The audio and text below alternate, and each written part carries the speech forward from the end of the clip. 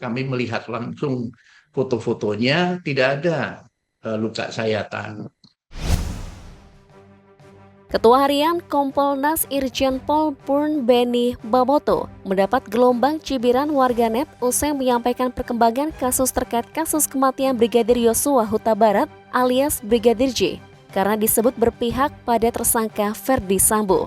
Saat itu Beni menyebutkan bahwa kejadian yang mengakibatkan kematian Brigadir J terkait tindakan asusila yang dilakukan oleh Brigadir J terhadap istri Sambo Putri Chandrawati.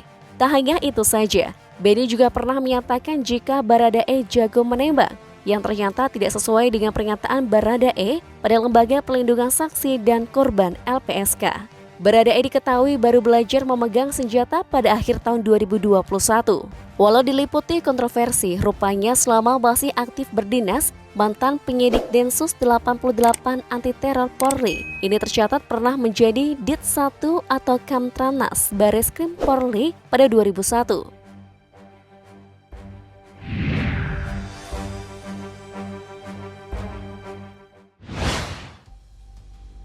Profil Beni Bamoto. Irjen Pol Purn Dr. Beni Joshua Bamoto SH.MSI yang lahir di Bitung, Sulawesi Utara pada 7 Juni 1955. Versi lain juga menyebutkan ia lahir di Ngadirejo, Temanggung, Jawa Tengah. Pria 67 tahun ini lolos pendidikan Akademi Kepolisian pada tahun 1977. Selanjutnya pada tahun 1992, Beni Bamoto berhasil meraih gelar sarjana hukum di Universitas Krishna Dwi Payana. Setelah lulus dari Universitas Krishna Dwi Payana, Beni Bamoto melanjutkan pendidikannya di Universitas Indonesia dengan mengambil program S2 dalam bidang kajian ilmu kepolisian dan berhasil lulus pada tahun 2002. Pada tahun 2008, ia juga menyelesaikan gelar doktornya dengan kajian ilmu yang sama, juga dari Universitas Indonesia.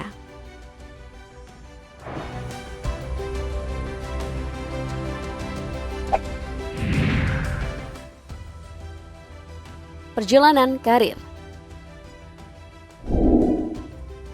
Pria berumur 67 tahun itu berhasil mencapai jenjang karir di Polri dengan pangkat Inspektur Jenderal atau Irjen. Sebelum menjadi Ketua Harian Kompolnas, dia pernah menjabat sebagai Deputi Bidang Pemberantasan Badan Narkotika Nasional pada tahun 2012 hingga 2013. Beni memang kerap berkecimpung di bidang reserse. Karirnya di bidang reserse antara lain menjadi penyidik Densus 88 Anti Teror Polri, Kepala Unit 1 Keamanan Negara Separatis, Dit 1 Kamtranas Bareskrim Polri pada 2001, serta Wakil Direktur 2 Ekonomi dan Khusus Bareskrim Polri pada 2006. Dia juga pernah menjabat sebagai Wakil Sekretaris NCB Interpol Indonesia pada tahun 2007, serta menjabat sebagai Direktur Badan Narkotika Nasional pada tahun 2009.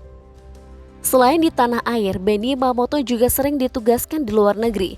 Beni misalnya pernah mengisi seminar counter teroris di Ilea Bangkok, kursus counter teroris GICA Jepang, Interpol Generasi Assembly di Rio de Janeiro, Brazil, Interpol General Assembly di Marrakesh, Maroko. Beni pernah pula menjadi pembicara pada sidang umum Interpol di Roma, Italia pada 2012.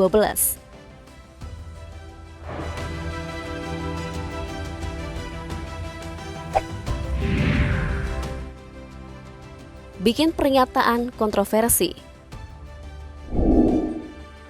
Pernyataan Beni terkait kasus Brigadir J yang menuai kontroversi tersebut disampaikan melalui tayangan Kompas TV pada 13 Juli 2022.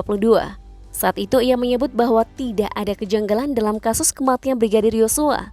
Beni mengaku sudah turun langsung mendengarkan keterangan dari tim penyidik di Polres Jakarta Selatan terkait ini. Berdasarkan penelusurannya, kasus ini disebut Beni memang berawal dari pelecehan yang dilakukan oleh Brigadir J terhadap Pizzy.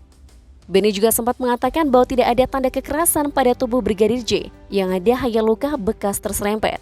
Sementara terkait kasus yang baru diungkap 3 hari pasca kejadian, Beni senada dengan pernyataan pihak kepolisian yang berdalih bahwa pada tanggal 9 dan 10 Juli, umat Islam tengah merayakan Idul Adha.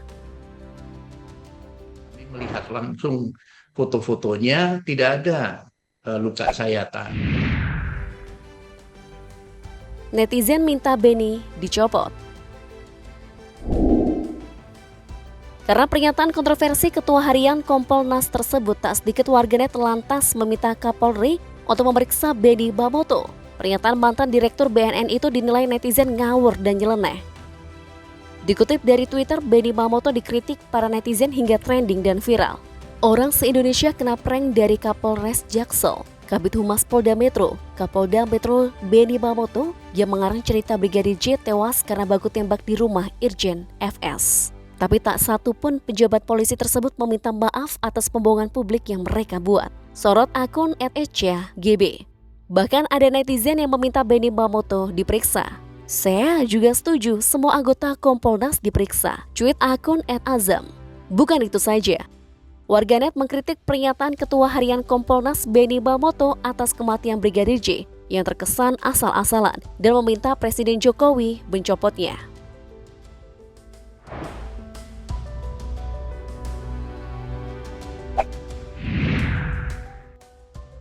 Pembelaan Benny Mamoto.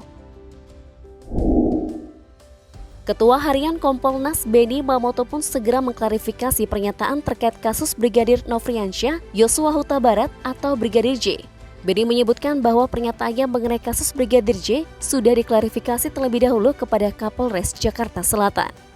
Dalam kasus Duren 3, Kompolnas sudah berusaha klarifikasi dan datang ke Kapolres Jakarta Selatan untuk mendapatkan penjelasan tentang penanganan kasus.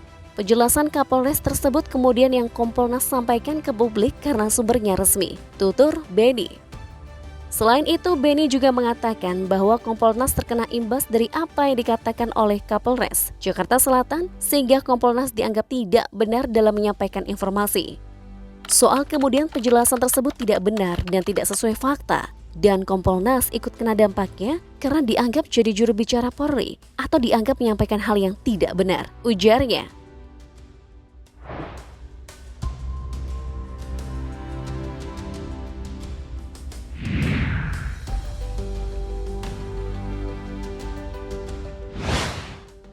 Atas pernyataan janggal Benny Mamoto yang menyebut Barada Eliezer juara menembak, Komisioner Komisi Kepolisian Nasional Kompolnas Pungki Indarti tak banyak berkomentar, termasuk saat dikonfirmasi apakah ada semacam siraman dana dari Irjen Verdi Sambo kepada Kompolnas untuk mengamankan kasus kematian Brigadir Joshua.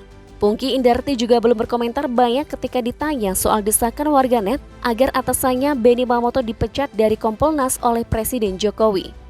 Menurut kalian, apakah Benny Mamoto adalah pihak kesekian yang berupaya menyembunyikan data dan berpotensi dipecat atau bahkan jadi tersangka menyusul Verdi Sambo